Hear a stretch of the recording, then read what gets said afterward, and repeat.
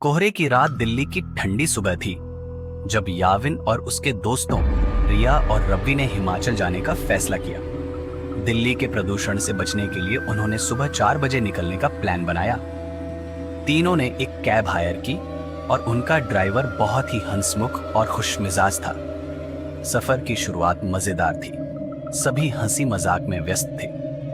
करीब 4 घंटे बाद सुबह के 8 बजे गाड़ी हिमाचल के सुनसान रास्तों पर चल रही थी। ठंडी हवा और अंधेरे में घुला घना कोहरा उनकी राह को ढकने लगा। तभी ड्राइवर अचानक गंभीर हो गया। याविन ने नोटिस किया कि उसका चेहरा पीला पड़ चुका था। ड्राइवर ने कांपती हुई आवाज में कहा, इस इलाके में कोहरा नहीं आता। जब भी आता है यह अपने साथ कुछ अजीब और खतरनाक लेकर आता है। प्लीज कोहरे में गाड़ी की खिड़की बंद ही रखना। ड्राइवर की यह बात सुनकर याविन और उसके दोस्त हंस पड़े। उन्हें लगा कि वह अंधविश्वास की बातें कर रहा है। कुछ ही देर में गाड़ी कोहरे के अंदर चली गई। कोहरा इतना घना था कि ड्राइवर को भी रास्ता नहीं दिख रहा था। तभी रिया को अचानक बेचैनी होने लगी। उसने खिड़की खोलने की कोशिश की, लेकिन ड्राइवर की चेतावनी याद थी। आखिरकार सांस लेने के लिए उसने खिड़की खोल दी। जैसे ही खिड़की खुली, कोहरा गाड़ी के अंदर घुस आया। रिया ने राहत की सांस ली, लेकिन जब उसने पलट कर देखा तो गाड़ी में कोई नहीं था। याविन, रवि और ड्राइवर तीनों गायब थे। रिया घबरा गई। उसने गाड़ी रोकने की कोशिश की, लेकिन दरवाजे लॉक थे। गाड़ी अचानक रुक गई और दरवाजे अपने आप खुल गए। रिया तुरंत बाहर भागी।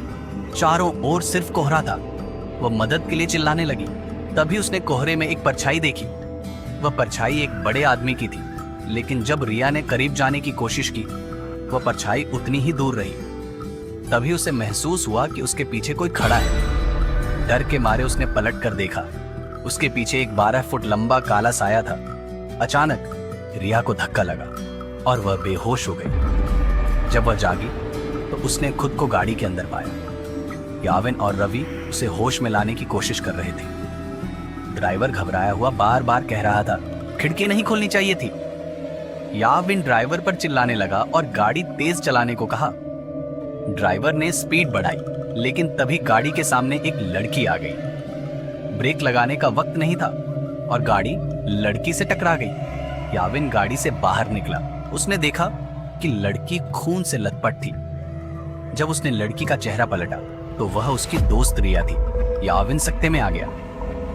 याविन रिया की बॉडी लेकर गाड़ी में लौटा, पर जैसे ही वह गाड़ी के अंदर पहुंचा, उसने देखा कि गाड़ी पूरी खाली थी। न रवि था न ड्राइवर।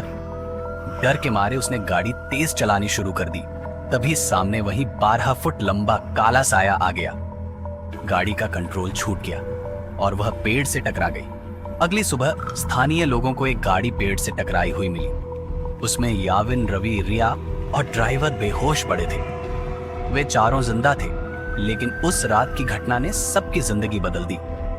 अगर आपको यह कहानी पसंद आई तो शैतानी दास्तान चैनल को सब्सक्राइब करना न भूलें